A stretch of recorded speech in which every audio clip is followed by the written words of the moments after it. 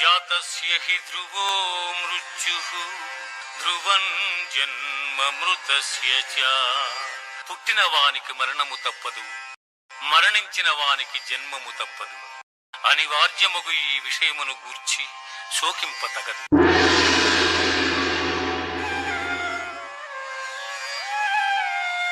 తస్మాద పరిహార్యేర్తే నత్వం శోచితుమర్హసి.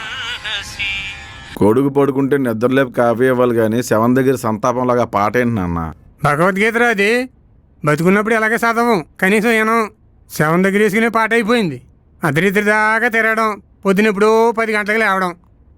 కడుపుకి బియ్యం గింజలు సంపాదించుకుందాం లేదే అదొకే. నువ్వు లచ్చలు సంపాదించి కోటలు కట్టేసావు మరి. మరి ఎక్కల్లో ఎంత బలం ఉందో అంతే ఎక్కడికాలం. మరి మాకు చేత కాదు, నువ్వు సంపాదించి మరి. సంపాదిస్తాం. ఏదో ఒక రోజు నేనే కారు కొనుక్కుని నీ గ్యారేజ్ కట్టుకొస్తాను. కొంచెం మంచి కారు కొనుక్కోవచ్చు కదా, రిపేర్ వచ్చిన కారు ఎందుకు కొనుక్కోవడం? పనికి మాల మాటలు ఎందుకురా?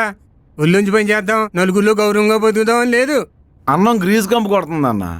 బతుకంతా నట్లు బోల్టులు తప్ప సూటు బూట్లు లేవు. ఏం పీకేవని? ఆ గ్రీజే మనకు అన్నం పెడుతుంది.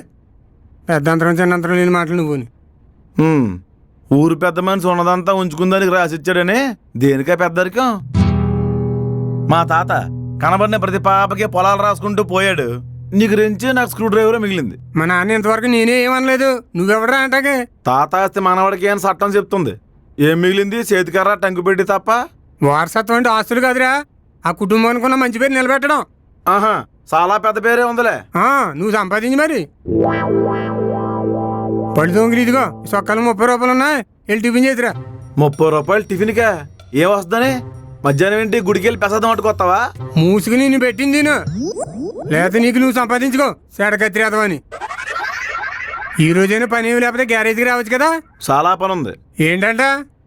కార్తీక్ గారి దగ్గరికి వెళ్తున్నా, రీల్స్ చేద్దాం అనుకుంటున్నా. ఇద్దరు ప్రపంచంలో ఉన్న బేకారీ యాదవులు అందరూ నీకే ఫ్రెండ్స్ అవుతారు ఏంటో మరి. ఇంతకీ కార్తీక్